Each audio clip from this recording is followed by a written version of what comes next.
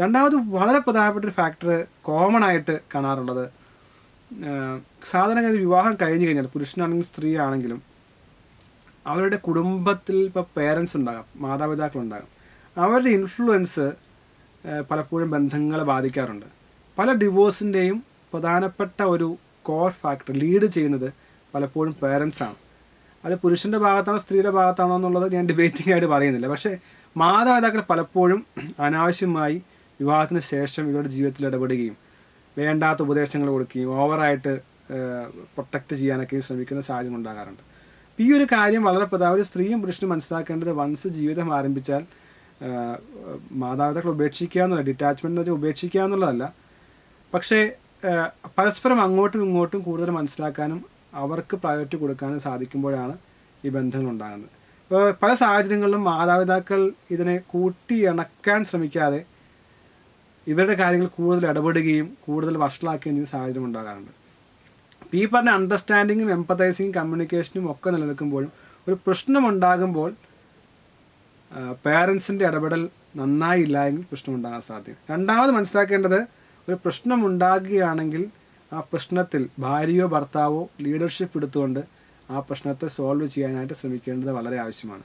ഒരു പ്രശ്നമുണ്ടാകുമ്പോൾ ഓടി ഒളിക്കുന്നതല്ല യഥാർത്ഥത്തിലുള്ള ലീഡർ. ഇപ്പോൾ സ്ത്രീയോ പുരുഷനോ ആയിക്കോട്ടെ, പുരുഷൻ തൻ്റെ തെറ്റ് മനസ്സിലാക്കുന്നുണ്ടെങ്കിൽ അല്ലെങ്കിൽ സ്ത്രീയുടെ തെറ്റ് മനസ്സിലാക്കുന്നുണ്ടെങ്കിൽ അത് കറക്റ്റ് ചെയ്യാനും നന്നാക്കാനുമായിട്ടുള്ള ശ്രമമാണ് യഥാർത്ഥ ലീഡർഷിപ്പ് എന്ന് പറയുന്നത്. ഇപ്പോൾ നമുക്കറിയാം, ഏത് ബിസിനസ് ആയിക്കോട്ടെ, മെഷീൻസ് ആയിക്കോട്ടെ, മനുഷ്യൻ്റെ ഇവല്യൂഷൻ ആയിക്കോട്ടെ, ഒന്നും പെർഫെക്റ്റായിട്ടല്ല ഉണ്ടായത്, ഇല്ലേ? ഇപ്പോൾ ദൈവം മനുഷ്യനെ സൃഷ്ടിച്ചിട്ട് പറഞ്ഞു എല്ലാം നല്ലതെന്ന് കൊണ്ട് ശരിയാണ്. പക്ഷേ വിവാഹ ജീവിതം എന്ന് പറയുന്നത് പ്രോസസ്സാണ്. അപ്പോൾ എല്ലാം നന്നായിട്ട് തുടങ്ങാമെന്ന് വിചാരിക്കില്ല, നന്നാക്കാൻ ശ്രമിച്ചുകൊണ്ടിരിക്കുക. ഒന്നും പെർഫെക്റ്റ് ആകുകയില്ല എന്നുള്ള ചിന്താഗതി നമുക്ക് ഉണ്ടാകേണ്ടത് വളരെ നല്ലതാണ്. ഒരു കാര്യം നിങ്ങൾ പറഞ്ഞതിനകത്ത് ഈ ഒരു കാലഘട്ടത്തിനനുസരിച്ചുള്ളൊരു വ്യാഖ്യാനം കൂടി നൽകാനായിട്ട് ആഗ്രഹിക്കുകയാണ്. ഇപ്പോൾ എന്ന് വെച്ച് കഴിഞ്ഞാൽ, നിങ്ങൾ പറഞ്ഞു സ്ത്രീ സ്വന്തം വീടും മാതാപിതാക്കളും സാഹചര്യം വിട്ട് കഴിഞ്ഞിട്ട് പുരുഷൻ്റെ വീട്ടിലേക്ക് വരുന്നു എന്നുള്ളൊരു കോണ്ടെക്സ്റ്റ് പറഞ്ഞു. പക്ഷെ ഇപ്പോൾ കാലഘട്ടം കുറേ അങ്ങ് മാറിയിട്ടുണ്ടോ എന്നുള്ളൊരു വീക്ഷണം കൂടി ഞാൻ പറയുന്നുണ്ട്. കാരണം പണ്ടൊക്കെ അമ്മായിയമ്മയായിരുന്നു വില്ലത്തി, മരുമോളായിരുന്നു വ്യക്തി.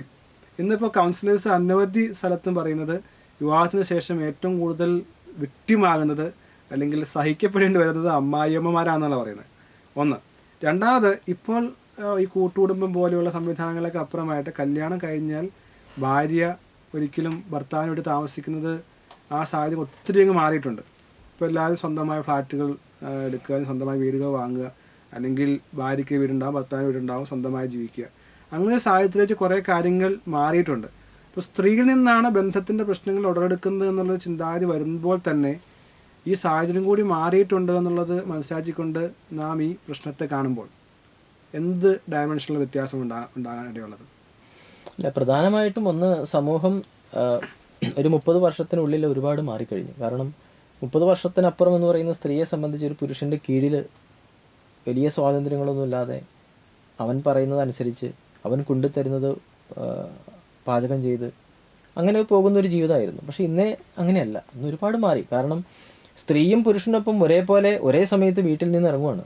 എന്തിനു വേണ്ടിയിട്ട്? ആ കുടുംബത്തിന് വേണ്ടിയിട്ട്. ജോലി അല്ലെങ്കിൽ അവരുടേതായ തൊഴിൽ മേഖലകളിലേക്ക് അവർ പോവുകയും വൈകുന്നേരം വരെ അധ്വാനിക്കുകയും ഒരേപോലെ ഒരേ സമയത്ത് തിരിച്ച് വീട്ടിലേക്കും വരികയും ചെയ്യുന്നൊരു സാഹചര്യത്തിലേക്ക് അത് മാറിക്കഴിഞ്ഞു. അങ്ങനെ നോക്കുമ്പോൾ സ്ത്രീ ഇന്ന് എല്ലാ നിലയിലും സ്വയം പര്യാപ്തയാണ്, സ്വതന്ത്രയാണ്. അപ്പോൾ ആ നിലയിലും കൂടി പുരുഷന്മാർ ഒരു വീടിനെ അല്ലെങ്കിൽ തൻ്റെ ഭാര്യയെ പരിഗണിക്കുന്നുണ്ടോ എന്നൊരു ചോദ്യമുണ്ട്. അവിടെയാണ് പലപ്പോഴും ഈ അമ്മായിമ്മമാർ പലപ്പോഴും അപ്രസക്തരായി പോകുന്നു. അവരുടെ പ്രസക്തി പോലും നഷ്ടപ്പെടുന്നൊരു സാഹചര്യം ഇന്ന് വന്നു കഴിഞ്ഞിട്ടുണ്ട്.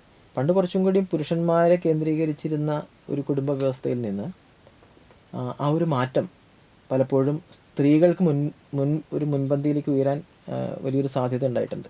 അവിടെയാണ് സ്ത്രീകൾ പലപ്പോഴും സ്വാതന്ത്ര്യത്തെക്കുറിച്ചും അവളുടെ ഇഷ്ടാനിഷ്ടങ്ങളെക്കുറിച്ചും അവൾ ആഗ്രഹിക്കുന്നത് നേടാൻ വേണ്ടിയിട്ടുള്ള കാര്യങ്ങളെക്കുറിച്ചും തുറന്നു പറച്ചിലുകൾ നടത്തുന്ന ഒരു സാഹചര്യം ഉരുത്തിരിഞ്ഞു വന്നത്. അതോടുകൂടി പുരുഷന്മാർ ചോദ്യം ചെയ്യപ്പെടാൻ തുടങ്ങിയിട്ടുണ്ട്. പുരുഷൻ്റെ അസ്തിത്വം എന്ന് പറയുന്നത് പോലും ഒരു കാലഘട്ടം വരെ ഒരു അധികാരത്തിൻ്റെതായ ഒരു ഇതായിരുന്നു. ആ അധികാരത്തിൻ്റെ പിടി അയഞ്ഞു തുടങ്ങുകയും അതിൽ സ്ത്രീ കൂടി പങ്കാളിയാവുകയും ചെയ്തതോടുകൂടി ശരിക്കും കുടുംബത്തിൻ്റെ ആകെയുള്ള ആ ഒരു അതിനെ മാനേജ് ചെയ്ത് കൊണ്ടുപോകുന്ന രണ്ട് ഇതായിട്ട് ആണും പെണ്ണും മാറിക്കഴിഞ്ഞു. അവിടെ അമ്മായിയമ്മമാർ സ്വാഭാവികമായിട്ട് അപ്രസക്തരായി പോകും. ഈ ഇവല്യൂഷനകത്ത് കാലഘട്ടത്തിൻ്റെ കാര്യം നമ്മൾ പറഞ്ഞു. ഇപ്പോൾ പ്രാചീന കാലഘട്ടം അല്ലെങ്കിൽ തുടക്ക കാലഘട്ടങ്ങളൊക്കെ എടുത്തു നോക്കിയ ചരിത്രത്തിൻ്റെ ഒരു കാലഘട്ടത്തിൽ സ്ത്രീകൾക്ക് കൂടുതൽ പരിഗണനയും ആധിപത്യവും ഉണ്ടായിരുന്ന കാലഘട്ടം ഉണ്ടായിരുന്നു മനസ്സിലാക്കുന്നു. പിന്നീട് അത് പുരുഷൻ്റെ ആധിപത്യത്തിലേക്ക് മാറി വരുന്നു. അപ്പോൾ ഇപ്പോൾ ഒരുപക്ഷെ നമ്മൾ തുല്യതയെക്കുറിച്ച് സംസാരിക്കുന്നു. ഒപ്പം തന്നെ തുല്യത ഉണ്ടാക്കുന്ന സമയത്ത് എസ്പെഷ്യലി വെസ്റ്റേൺ കൺട്രീസ്, ഡെവലപ്ഡ് കൺട്രീസിലൊക്കെ ഡിവോഴ്സുകൾ കൂടുന്നുണ്ട്. ഇന്ത്യയിലെ മറ്റ് സംസ്ഥാനം കമ്പയർ ചെയ്യുമ്പോൾ കേരളമാണ് വികസിതമായ സംസ്ഥാനം, അവിടെ ഡിവോഴ്സ് കൂടുന്നു. ഇതൊരു സൈക്കിളാണെന്ന് തോന്നുന്നുണ്ടോ? സൈക്കിൾ ഇപ്പോൾ നിങ്ങൾ 30 വർഷം എന്തോ 40 വർഷത്തിൻ്റെ കാര്യം പറഞ്ഞു. അപ്പം ഇങ്ങനെയാണെങ്കിൽ ഒരു കാലഘട്ടത്തിൽ ഡിവോഴ്സ് കൂടുകയും അത് കുടുംബ ബന്ധങ്ങളെ ശിഥിലമാക്കുകയും മക്കളെയും ബന്ധങ്ങളെയും പ്രശ്നത്തിലാക്കുകയും ചെയ്യുമ്പോൾ അടുത്ത തലമുറ ഇത് മാറി ചിന്തിക്കുകയും നന്നായി വരികയും ചെയ്യുന്ന അങ്ങനെ ഒരു സൈക്കിൾ ചരിത്രത്തിലുണ്ടെന്ന് പലപ്പോഴും ഞാൻ മനസ്സിലാക്കാറുണ്ട്. അതിനെക്കുറിച്ച് എന്താണ്, അങ്ങനെ എന്തെങ്കിലും തോട്ടുണ്ടോ? തീർച്ചയായിട്ടും അങ്ങനെ ഒരു സൈക്കിള് മനുഷ്യൻ്റെ ജീവിതത്തിൽ ഉടനീളമുണ്ട്.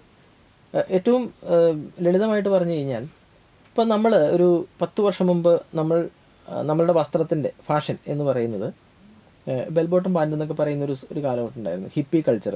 അപ്പോൾ അതൊക്കെ മാറി വന്നതിന് ശേഷം വീണ്ടും പഴയതിലേക്ക് പോകുന്ന ഒരു സ്ഥിതിവിശേഷം ഇപ്പോൾ പലപ്പോഴും നമ്മൾ കാണാറുണ്ട്. വസ്ത്രധാരണത്തിൽ പോലും ഉണ്ട് ഈ മാറ്റം.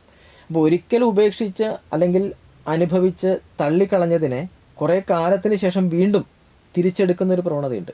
അപ്പോൾ ഈ നിലയിൽ തന്നെയാണ് കുടുംബ ബന്ധങ്ങളിലും മനുഷ്യൻ്റെ കാഴ്ചപ്പാടുകളിലും അവൻ്റെ ബന്ധങ്ങളെ സംബന്ധിച്ചിട്ടുള്ള കാഴ്ചപ്പാടുകളിലെല്ലാം ഈ മാറ്റങ്ങൾ എല്ലാ കാലത്തും അനുഭവിച്ച് പോരുകയും ഒരു സമയം തള്ളിക്കളയുകയും വീണ്ടും ഒരു വലിയ ഗ്യാപ്പ് ഉണ്ടാവുകയും പിന്നീട് വീണ്ടും പഴയതിനെ ചേർത്ത് പിടിക്കുകയും ചെയ്യുന്ന ഒരു വലിയ സൈക്കിൾ. അത് വളരെ സത്യമാണ്. നിങ്ങളെ പറഞ്ഞൊരു കാഴ്ചപ്പാട് യഥാർത്ഥത്തിൽ മനുഷ്യൻ്റെ ചരിത്രത്തിൽ ഉടനീളം നമുക്ക് കാണാൻ പറ്റും. മൂല്യങ്ങൾ ഒരു സമയത്ത് തള്ളിക്കളഞ്ഞിരുന്നു, പക്ഷേ പിന്നീട് അത് തിരിച്ചു പിടിച്ചു, വീണ്ടും തള്ളിക്കളഞ്ഞു. ഇപ്പോൾ ശരിക്കും പറഞ്ഞാൽ മൂല്യങ്ങളെല്ലാം ചോദ്യം ചെയ്യപ്പെടുന്ന ഒരു കാലത്താണ് നമ്മളിപ്പോൾ ജീവിക്കുന്നത്. അപ്പോൾ ഇത് എല്ലാ കാലവും മനുഷ്യൻ്റെ അഭിരുചികൾക്കും മാറി വരുന്ന കാഴ്ചപ്പാടുകൾക്കും അവൻ്റെ ഇഷ്ടാനിഷ്ടങ്ങൾക്കും അവൻ്റെ സൗകര്യങ്ങൾക്കും ഒക്കെ വേണ്ടി ഇത് മാറ്റിമറിക്കുന്നുണ്ട് യഥാർത്ഥത്തിൽ. ഇതിനനുബന്ധിച്ച് ഇപ്പോൾ ചില ചെറുപ്പക്കാരൊക്കെ എന്നെ കാണാൻ വരുമ്പോൾ, ഗ്രോത്ത് കൺസൾട്ടിങ്ങിന് വരുമ്പോൾ അവരുടെ ഫാമിലി ലൈഫിനെ കുറിച്ചുള്ള കോൺസെപ്റ്റ് പറയാറുണ്ട്. ഒപ്പം തന്നെ അവർ പറയും, എനിക്ക് ഇന്നൊരാളുടെ താല്പര്യമുണ്ട്, എനിക്ക് അവരെ അട്രാക്റ്റ് ചെയ്യണം, അവരിലേക്ക് എത്തണമെന്ന്. പുരുഷന്മാരാണ് അധികം ഈ കാര്യങ്ങൾ പറയാറുള്ളത്. പക്ഷേ ഞാൻ പലപ്പോഴും കണ്ടിട്ടുള്ളത് ഇവർ ഈ സ്ത്രീയെ അട്രാക്റ്റ് ചെയ്യാനായിട്ട് അല്ലെങ്കിൽ ഈ പെൺകുട്ടിയെ അട്രാക്റ്റ് ചെയ്യാനായിട്ട് ഇവർ അഡോപ്റ്റ് ചെയ്യുന്ന സ്ട്രാറ്റജീസ്, മെത്തേഡ്സ് എല്ലാം കൗണ്ടർ പ്രൊഡക്റ്റീവ് ആണെന്ന് തോന്നാറുണ്ട്. പലപ്പോഴും സൗന്ദര്യവുമായി ബന്ധപ്പെട്ട് അല്ലെങ്കിൽ ചേസ് ചെയ്തുകൊണ്ട് പുറകെ റിക്വസ്റ്റ് ചെയ്തുകൊണ്ട് അല്ലെങ്കിൽ അങ്ങനെയുള്ള പല രീതികളിലും സ്ത്രീയെ അട്രാക്റ്റ് ചെയ്യാൻ ശ്രമിക്കുന്ന പല പുരുഷന്മാരെയും കാണാറുണ്ട്. ഇപ്പോൾ ചില ആൾക്കാർക്ക് ജിമ്മിൽ പോയി മസിൽ വെച്ച് കഴിഞ്ഞാൽ സ്ത്രീ എന്നെ അട്രാക്റ്റ് ചിന്തിക്കുന്ന ആൾക്കാരുണ്ട്. പുറകെ നടന്ന് റിക്വസ്റ്റ് ചെയ്താൽ, ഓവറായി കെയർ ചെയ്താൽ ശ്രദ്ധിക്കുമെന്നെല്ലാം ആഗ്രഹിക്കുന്നവരുണ്ട്. അപ്പോൾ ഇങ്ങനെ ശരിക്കും പുരുഷൻ ഒരു സ്ത്രീയിൽ നിന്ന് ആഗ്രഹിക്കുന്നതും സ്ത്രീ ഒരു പുരുഷനിൽ നിന്നും ആഗ്രഹിക്കുന്നത് വ്യത്യസ്തമാണ്. അപ്പോൾ ഇത് മനസ്സിലാക്കുക എന്നുള്ളത് വിവാഹത്തിന് മുമ്പും വിവാഹത്തിന് ശേഷവും അത്യാവശ്യമാണ്. ഒപ്പം തന്നെ വിവാഹത്തിന് മുമ്പ് ഉള്ള പ്രതീക്ഷകൾ അല്ലായിരിക്കും വിവാഹത്തിന് ശേഷം ഉണ്ടാകുന്നത് എന്നുള്ളത്. റിയാലിറ്റി വേഴ്സസ് ഡ്രീംസ് എന്നുണ്ടല്ലോ, ഇതും ആവശ്യമാണ്. അപ്പോൾ ഈ ഒരു കോണ്ടെക്സ്റ്റിൽ എന്തായിരിക്കും യഥാർത്ഥത്തിലൊരു സ്ത്രീ ആഗ്രഹിക്കുന്നതെന്നും എന്താണ് ഒരു പുരുഷൻ വിവാഹ ജീവിതത്തിൽ ആഗ്രഹിക്കുന്നതെന്നും, ഇനി ആഗ്രഹിക്കുന്ന പോലെ നമ്മൾ തുടക്കത്തിൽ പ്രവർത്തിച്ചാലും തുടക്കത്തിൽ പ്രതികരിച്ചാലും യഥാർത്ഥത്തിൽ സാധ്യമല്ല എന്നുള്ള സാഹചര്യം തീർച്ചയായും വരുമെന്നുമുള്ള യാഥാർത്ഥ്യമുണ്ട്. അപ്പോൾ ഈ യാഥാർത്ഥ്യത്തിൽ എങ്ങനെയായിരിക്കാം ഒരു മനുഷ്യൻ്റെ ജീവിതത്തെ കെട്ടിപ്പടുക്കേണ്ട വിഷയത്തെക്കുറിച്ച് കൂടുതൽ പഠനങ്ങളും കൂടുതൽ ജ്ഞാനവും മനുഷ്യന് കൊടുക്കുക